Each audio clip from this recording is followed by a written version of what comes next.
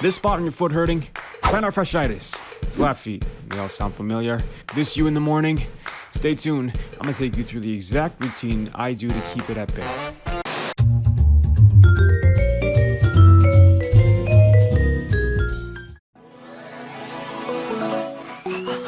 And we're back. I think we've got our next caller on the line. Go ahead, please. Hey, Rye.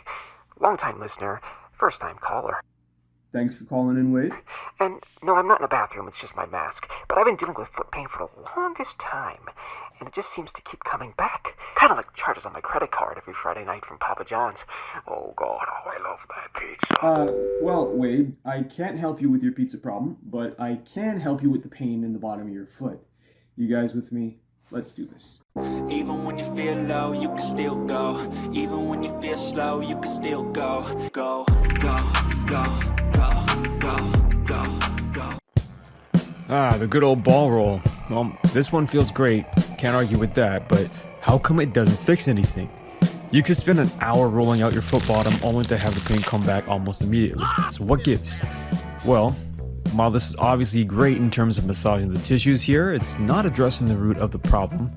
Perfect plug for my kinetic chain playlist right here. But essentially the ball roll is doing things like temporarily loosening tissue, increasing blood flow, and really just helping oxygen get to where it needs to go. And that's great, specifically for where you're feeling the pain, but in terms of fixing it, it's kind of like continuously pumping air into a tire that has a hole in it. It's not gonna last. Okay, so what about stretching? Well, when I do it, same thing. It feels great. Sometimes if I'm lucky, it'll last a little bit longer. But again, no real permanent relief. So is it a technique thing? Like, what's the issue here?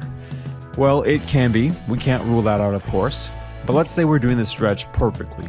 Something that looks like this. This is a step up from the ball alone, at least. Simply because we're not just stretching the foot bottom, but we're including the toes as well as the tissues above the Achilles tendon. Pickleball players, I'm looking at you. But still, it's not quite fixing long term, is it?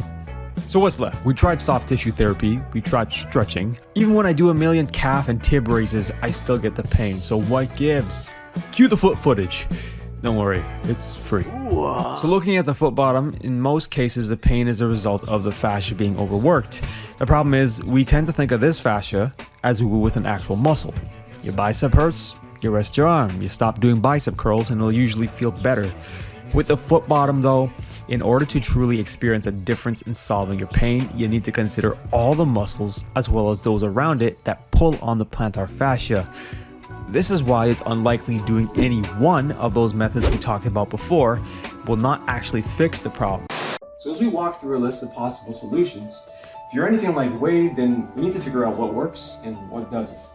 What combination of treatments will deliver that 1-2 punch to foot bottom pain? Because we tried everything from ball rolls to stretches. Some of us have even tried online dating.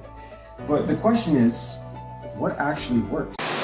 So in a nutshell, the reason you're feeling this type of pain in your foot is because the aponeurosis is playing tug-of-war with like 4 to 6 different muscles in different directions until it eventually decides to lay down some form of scar tissue around it to toughen it up. Episode 3 of Body Mechanics series on scar tissue right here.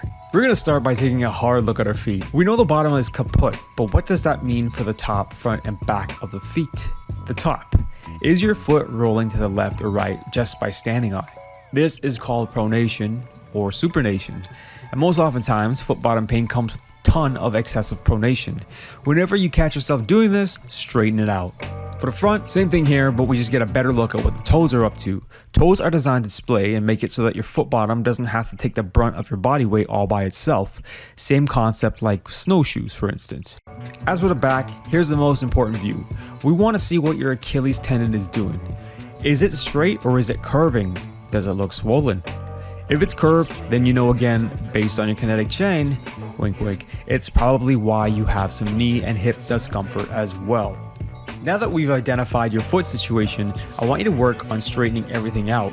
But going forwards with our routine here today, let's do some manual work on areas you might not have thought to treat in the past. Alright, first up is the tibialis anterior. If you ever got shin splints, this is your culprit right here.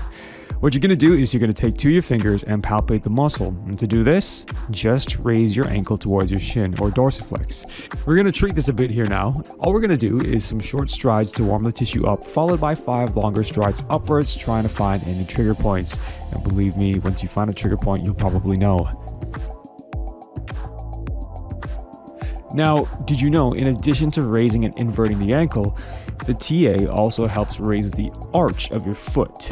So, if you've been moving around with collapsed arches or lack of proper support, you're probably not going to like treating the TA very much at first, but bear with me, I promise it'll pay off.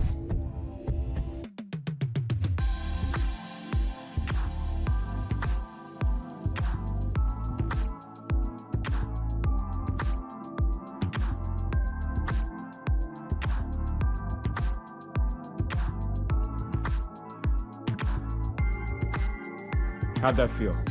Let's move on to the next muscle.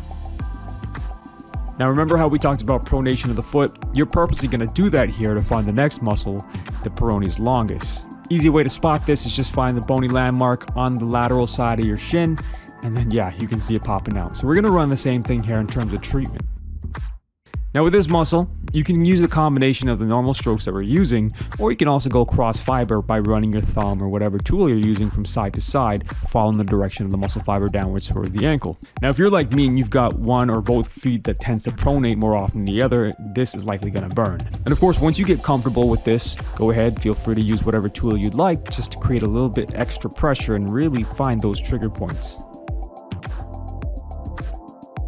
Alright ladies and gents, we've got a star player in terms of our foot pain here, and it's going to be the gastroc and soleus, also known as your calf. So, needless to say, the Achilles tendon goes pretty far down into the back of the foot. We're going to be running our fingers on both sides of that. We don't really want to apply pressure into the center of it. It's not really going to have a benefit here. Short strides to get things going and then add pressure as needed. Now you'll notice that we're working the outsides of the calf muscle and the Achilles tendon to get started. Depending on how tight your calves are though, it's going to feel very sensitive. As you can see here, the actual muscle belly of the calf is pretty high up, but it will vary from person to person based on genetics.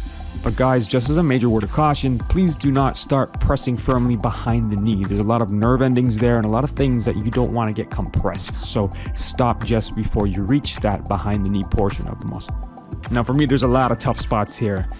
And I can't show you the trigger point on camera without looking like a madman because I have to press pretty firmly into my calves to get it. But again, here's where a tool comes in handy. Alrighty, the main event of this video is the foot bottom stretch. So we talked about the fascia beneath the foot and how it runs in an upside down triangle looking shape. With our toes at the top of this triangle, we have a good leverage point to create a good stretch that spans downwards towards the heel. Now since we've taken care of the muscles above the ankle, let's do this. What you're going to do is you're going to use one hand and grab a hold of your big toe and the toe right next to it. You're going to cradle the toes with your hand and allow your fingers to span all the way down to the base of the toes, like this. Next, we're going to create a deep stretch by dorsiflexing into the hand, the same way that we'd stretch the calf muscles. You're going to press down into this stretch as if you're pressing on a gas pedal of a car. Feel that? For added intensity, I like to use two hands so that I can really drive into that metaphorical gas pedal. This is often the key that's missing in a lot of foot bottom pain routines. The wall calf stretch is only going to do so much. But guys, that's all I got for you in this one today. You know what I say, until next time, may the best of today's be the worst of your tomorrows. Peace.